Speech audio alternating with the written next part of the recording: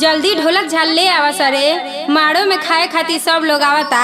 एगो काम करस, पहले मोहिनी के कुछ खिया दस, तब ओकर बोली टनकार निकली। बेचारी थाक गइल बिया। अरे ना हो, अब का अगुताई बा, गरिया गा के घर ही नु जाए के बा।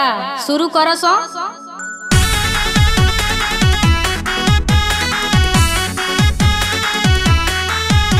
बराबर चौदर नीचे दुपट्टा, बराबर चौदर नीचे दुपट्टा, बराबर चादर नीचे दुपट्टा, बराबर चादर नीचे दुपट्टा। आ कौन बछनरी पसाटा लिखाता, कौन बछनरी पसाटा लिखाता। बराबर चौदर नीचे दुपट्टा, बराबर चादर नीचे दुपट्टा, बराबर चादर नीचे दुपट्टा।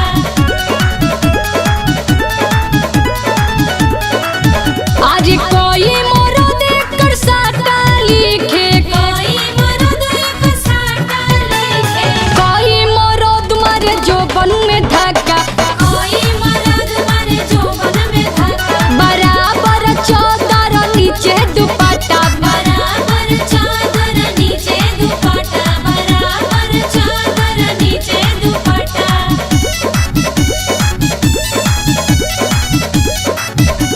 साठे मोरो देखकर साटा लिखे, साठे मर्द एक साटा लिखे, आयोसी मरद तो चला बेले काटा, अरे अस्सी मर्द तो चलावे ले काटा। बराबर चौदर नीचे दुपट्टा, बराबर चादर नीचे दुपट्टा, बराबर चादर नीचे दुपट्टा।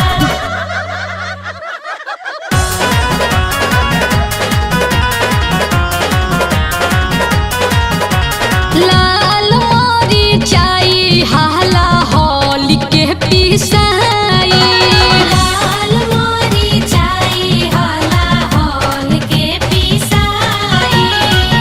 अगुआ के चूतर पछा पाई जी, ए हो अगुआ के चूतर पाछा पाई जी। पोछे खातिर गईली ह सुभावा, अगुआ के सुभावा, पोछे खातिर गईली ह सुभावा, अगुआ के सुभावा। आ उनकर जो